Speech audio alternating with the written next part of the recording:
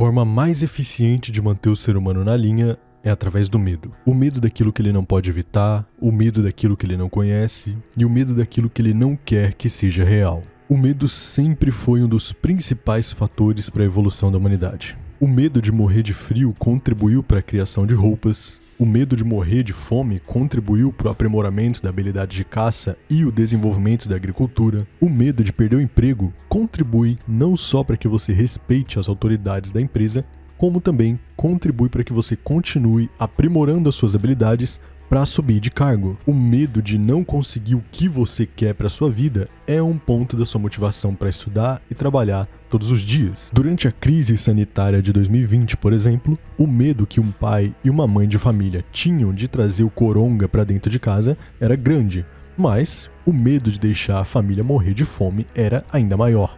Então eles precisavam sair para trabalhar todos os dias, de um jeito ou de outro. Ao longo de toda a história da humanidade, o medo foi uma das coisas que mais manteve o ser humano andando na linha. O medo de um julgamento divino, por exemplo, sempre foi um dos métodos mais usados na história para poder manter o ser humano andando na linha. E é claro que essa não foi a única maneira utilizada para manter o ser humano na linha, mas todo mundo sabe que isso já aconteceu e que acontece até hoje, né? Se desviver pessoas é certo ou errado, depende 100% do contexto em que você se encontra. Suponhamos que você seja sequestrado, levado para a Amazônia e forçado a fazer trabalho escravo, mas em algum momento você consegue fugir. E enquanto você corre pela floresta, o único modo de escapar é desvivendo o seu perseguidor. E aí? O que é que você vai fazer? Você vai fazer o que precisa ser feito ou você vai voltar para a vida de escravo e trabalhar até morrer? Do mesmo jeito, se você tá lá num bar assistindo o jogo da Copa do Mundo, Brasil versus Argentina, e o Brasil começa a perder o jogo e o argentino que tá do seu lado começa a zoar com a tua cara porque o Brasil tá perdendo o jogo. E aí, o que você vai fazer? Você vai desviver o argentino por causa disso? É claro que não, né? Pois então, se isso é certo ou errado, depende do contexto. Então, seria correto fazer isso se você tem total poder para fazer isso com quem merece? O ponto é que absolutamente tudo tem consequências, independente se a sua ação é correta ou não. A pena de desvivência é a única punição 100% eficaz, já que não abre brechas para a pessoa agir de novo, ao mesmo tempo que intimida potenciais criminosos. Assim como aconteceu dentro da própria história de Death Note. Mas o problema é que ela tem eficácia, mas abre uma brecha enorme para uma baixa eficiência, pois esse tipo de pena só seria totalmente aplicável em uma realidade perfeita, onde todo mundo é julgado corretamente e imparcialmente. Agora, você acha mesmo que em um país como o Brasil, esse tipo de pena seria algo aplicável? É claro que não, porque a, entre aspas, justiça desse país é uma vergonha.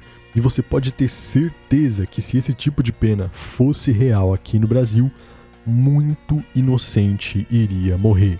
Principalmente inimigos políticos. Disso você pode ter certeza absoluta. O problema em si nem é tanto a pena. O problema é que por mais que o Kira se considerasse ele não era um deus. Logo, ele não tinha alguma espécie de onisciência para poder fazer um julgamento 100% correto e sem nenhum risco de estar cometendo qualquer injustiça. Essa pena é a mais eficaz, mas ela é simplesmente impossível na realidade em que vivemos, já que nenhum ser humano tem acesso a tudo que se passa na cabeça de outro ser humano. É impossível saber com 100% de precisão o que a outra pessoa sente e o que ela pensa. No final das contas, o Kira, por si só, não era capaz de aplicar a justiça dele de modo 100% adequado e ainda por cima começou a se perder no meio do caminho por estar ficando cada vez mais cego por poder a qualquer custo. E é claro, isso além do fato de que o maior problema do Kira sempre foi o ego dele. E todo mundo sabe o que acontece quando você dá para um egocêntrico o poder de decidir se alguém vive ou não. E a própria obra de Death Note mostra isso pra gente com as atitudes e pensamentos do próprio Light Yagami. Na realidade em que a gente vive, o mais adequado seria a união de todas as pessoas em prol da bondade, mas isso infelizmente nunca vai acontecer, Porque não tem jeito, existem pessoas más, existem pessoas que só pensam em si mesmas e que não estão nem aí pro coletivo. Isso é real. E por mais que a justiça do Kira aparente ser uma solução, ela é impossível, porque nenhum ser humano tem poder suficiente para poder aplicar essa justiça de modo 100% correto.